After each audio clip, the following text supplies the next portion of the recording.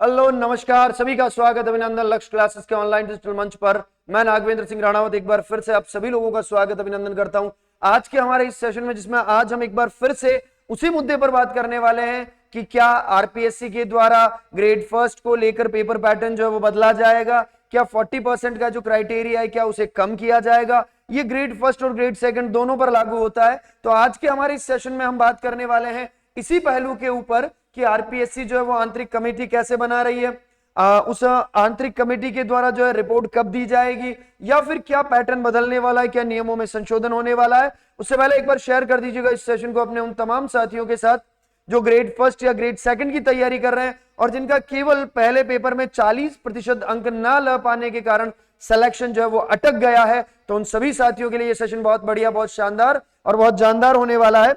उससे पहले मैं यहां पर बात करने वाला हूं, एक बार देखिए यहां पर एक ट्वीट है ये आप लोगों के सामने। ये कर्नल केसरी सिंह जी राठौड़ हैं, हमारे आरपीएससी के अध्यक्ष हैं, कार्यवाहक अध्यक्ष हैं। ये हमारे आरपीएससी के कार्यवाहक अध्यक्ष हैं। आरपीएससी के ये हमारे कौन से अध्यक्ष हैं? तो कार्यवाहक अध्यक्ष हैं।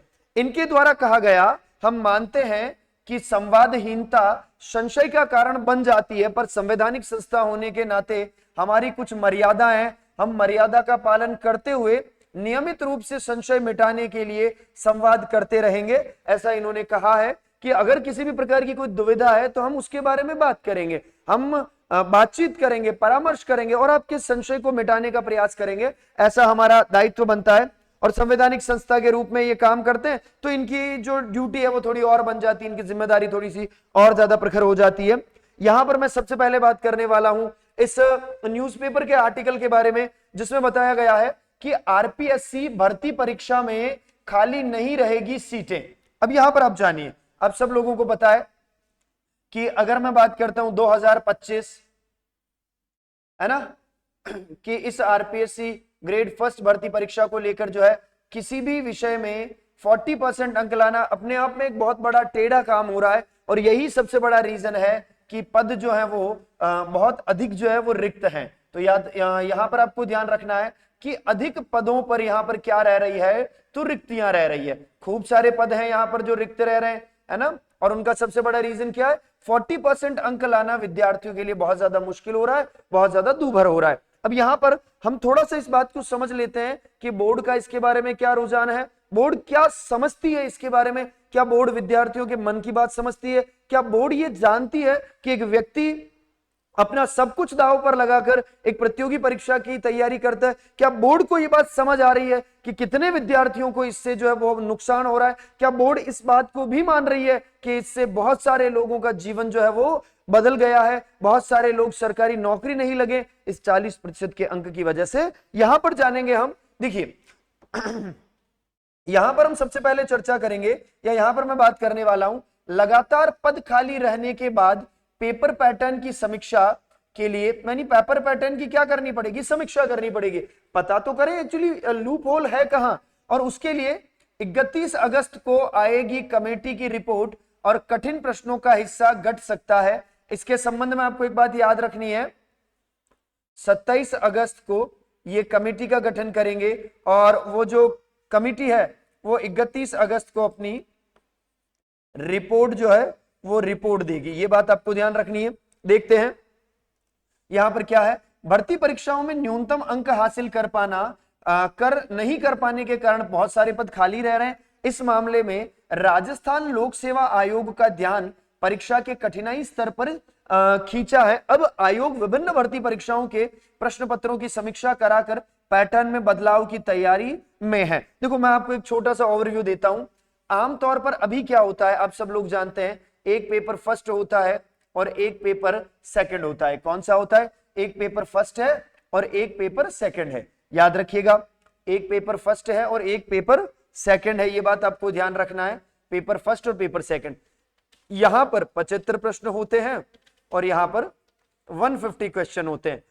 लगभग अगर मैं बात करूं, इधर 150 अंक है और इधर 300 अंक हैं। अब आपको क्या ध्यान रखना है कि इन दोनों में आपको 40-40% लाना होता है ना, 40-40% लाना होता है। वहीं पर हम इससे बढ़िया, जब आप पेपर पैटर्न की समीक्षा कर रहे हैं तो आप ये भी तो कर सकते हैं, जैसे आपके इस विषय में यहाँ पर इंडियन हिस्ट्री आती है, राजस्थान हिस्ट्री आती है, राजस्थान ज्योग्राफी आती है, राजस्थान कल्चर है, वहीं पर याद रखना हिंदी है, इंग्लिश है, वहीं पर साइंस है, वहीं पर मैथ भी आती है, हिंदी इंग्लिश साइंस मैथ आती है, ठीक है ना। इसके साथ साथ आपकी रीजनिंग आती है, इसके साथ साथ इंडियन पॉलिटी आती है बहुत अच्छी सी, और इसके साथ साथ आपका साइकोलॉजी आता है, और आपका मैनेजमेंट वाला जो पार्ट है वो आता है। अब इतने सारे सब्जेक्ट पूछे जाते हैं, इन सबसे बढ़िया है बोर्ड को क्या करना चाहिए, ये जो पैटर्न है इस पूरे पैटर्न को हटा करके एज इट इज इसको ले लेना चाहिए किसके ऊपर, जैसा सेकंड ग्रेड का जो पेपर आता है वैसा पेपर इनको कर देना चाहिए, 100 क्वेश्चन है ना, और 200 नंबर के। आप इस पैटर्न को फॉलो कर सकते हैं, जिसमें आप देखिए Rajasthan history, culture, geography, Indian history, माफ करिए Indian geography, world geography, economics, current affair और पॉलिटी का बहुत अच्छा वेटेज है, साइकोलॉजी भी साथ ऐड कर लीजिए। तो मुझे नहीं लगता है कि हिंदी, इंग्लिश, साइंस और मैथ को उतना ज्यादा जो है इनको फर्स्ट ग्रेड को लेकर बात करनी चाहिए। क्यों? उसके पीछे सबसे बड़ा रीजन ये है, आप सब लोग जानते हैं कि विद्यार्थियों को पढ़ाना क्या है, पेपर सेकंड पढ़ाना है। कोई भी विद्यार्थी अगर सेलेक्ट होगा तो उसे 11वीं और 12वीं को, अगर उसका विषय इंग्लिश है तो इंग्लिश पढ़ाएगा, हिंदी है तो हिंदी पढ़ाएगा। और दूसरी बात, ये जो पेपर फर्स्ट है आप सब लोग जानते हैं ये कैसा पेपर है, तो सामान्य ज्ञान है। तो सीधी सी बात है, अगर पेपर सामान्य ज्ञान का है तो ज्ञान भी तो सामान्य होना चाहिए। आप अगर विशेष ज्ञान पूछोगे तो विद्यार्थी कैसे कर पाएगा, नहीं कर पाएगा वो। अब सुनो, है ना, आयोग के अध्यक्ष लेफ्टिनेंट कर्नल केसरी सिंह ने इसके लिए एक आंतरिक कमेटी बनाई है, याद रखना ये एक आंतरिक कमेटी बनाई है। 27 अगस्त ये कमेटी अपनी क्या देगी, तो ये कमेटी अपनी रिपोर्ट देगी।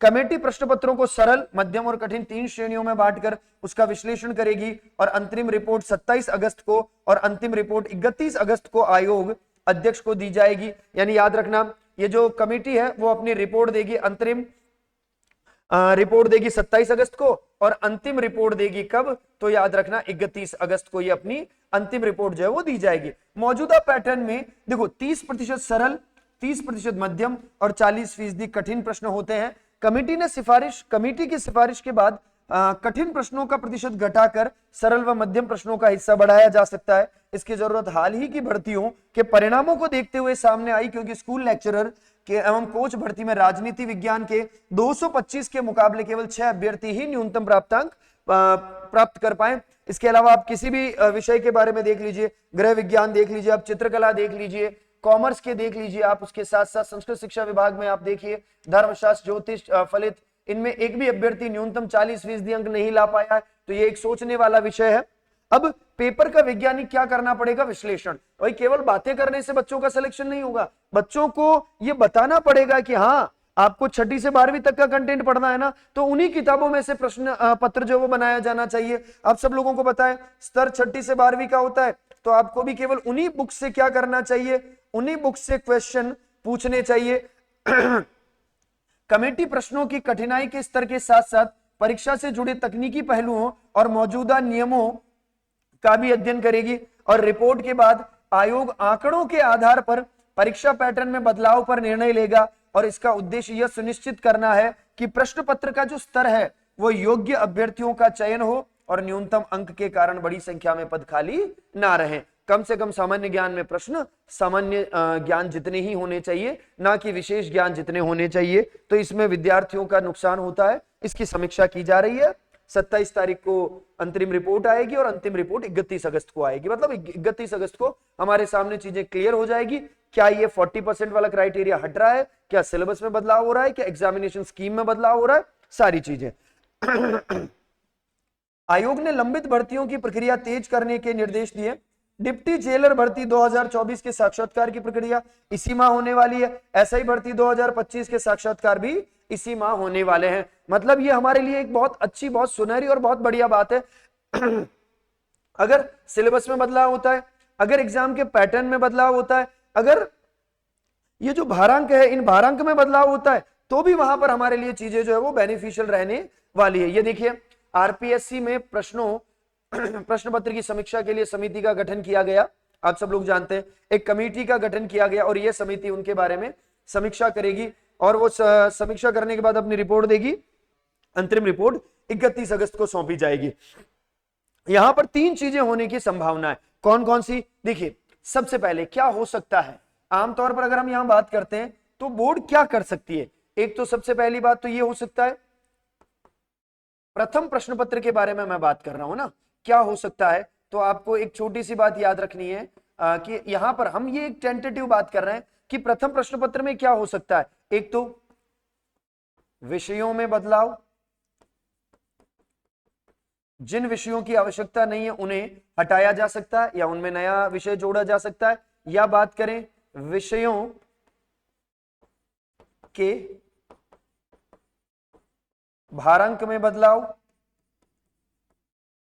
यानी आप विषयों के जो अंक हैं उनमें बदलाव कर सकते हैं, या फिर आप ये कर सकते हैं पाठ्यक्रम में संशोधन,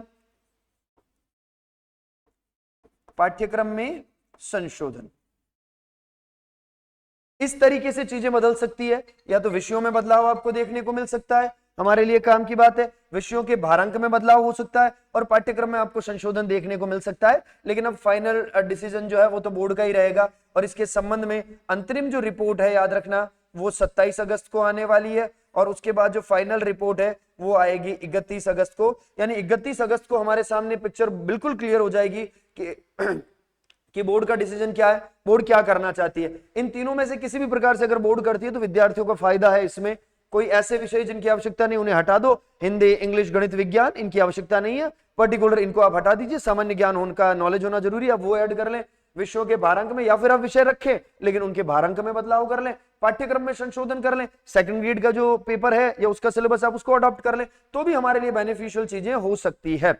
और यहां पर अगर आप तैयारी कर रहे हैं ग्रेड फर्स्ट भर्ती परीक्षा की, तो आप सब लोगों के लिए लक्ष्य क्लासेस के द्वारा बैच जो है वो स्टार्ट कर दिए गए हैं। आप ऑफलाइन जुड़ सकते हैं लक्ष्य क्लासेस से, और ऑनलाइन जुड़ने के लिए आप हमारा एप्लीकेशन डाउनलोड कर सकते हैं लक्ष्य क्लासेस का, और यहां से आप इसे परचेज कर सकते हैं। यहां पर आपको बहुत अच्छा फैकल्टी पैनल मिलने वाला है, बहुत अच्छा स्टडी मटेरियल मिलने वाला है, और विगत कई वर्षों में बहुत बढ़िया परिणाम आपको देखने को यहां से मिलेगा। तो उम्मीद करता हूं आज के इस सेशन में हमने बहुत अच्छे से और बहुत काम की बातें जो है उस पर चर्चा करी। मिलेंगे किसी और नए सेशन के साथ, तब तक के लिए थैंक यू वेरी मच। जय हिंद, जय भारत।